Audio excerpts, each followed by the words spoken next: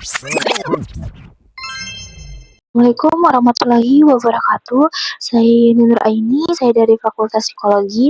Di sini saya akan menjelaskan pentingnya social awareness atau kesadaran sosial di dalam hal membantu dan peduli kepada sesama. Nah, teman-teman sekalian, manusia itu pada hakikatnya adalah makhluk sosial. Kita tidak hidup sendiri, melainkan saling bergantung kepada satu sama lain. Nah, dalam kehidupan sehari-hari, kita akan selalu menjumpai orang-orang dengan kondisi yang berbeda, ada yang kuat, ada yang lemah, ada yang berkecukupan, dan ada pula yang sedang berada dalam kesulitan. Disinilah pentingnya kesadaran sosial itu. Nah, apa sih kesadaran sosial itu atau social awareness? Nah, social awareness ini adalah kemampuan untuk bisa membaca, menyadari, serta memahami apa yang dialami oleh orang di sekitarnya dan di lingkungannya. Nah, pemahaman ini menjadi dasar untuk bertindak secara tepat dalam situasi yang sedang dialami oleh diri dan juga oleh orang di sekitarnya. Nah, dalam psikologi sosial, perilaku ini berkaitan erat dengan prososial, altruisme, dan empati, di mana seorang terdorong untuk membantu karena mampu memahami dan merasakan apa yang dirasakan oleh orang lain. Nah, social awareness ini tidak hanya tentang melihat tetapi merasakan gitu. Nah, tidak hanya tahu tetapi tergerak untuk bertindak.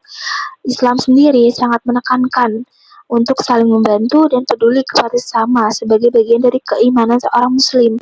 Nah, hal ini juga terdapat dalam Quran Surat Al-Insan ayat 8-9, dan mereka memberikan makanan yang disukainya kepada orang miskin, anak yatim, dan orang yang ditawan. Sesungguhnya kami memberi makanan kepadamu hanyalah untuk mengharapkan keridhaan Allah.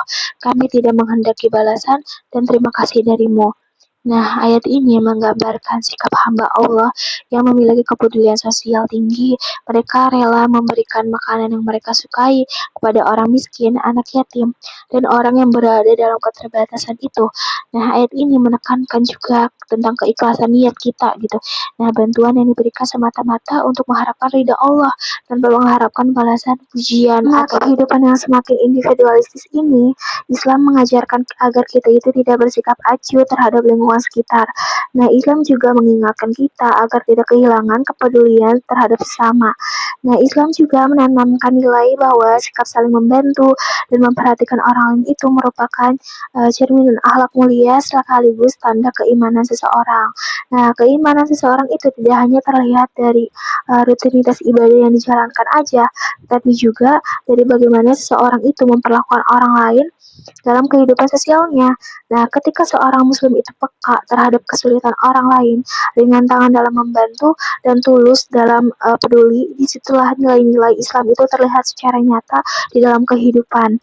Nah, setiap kebaikan yang kita lakukan gitu dengan tulus, sejatinya bukan hanya bermanfaat bagi orang yang kita tolong aja, tetapi juga membawa kebaikan bagi diri kita sendiri.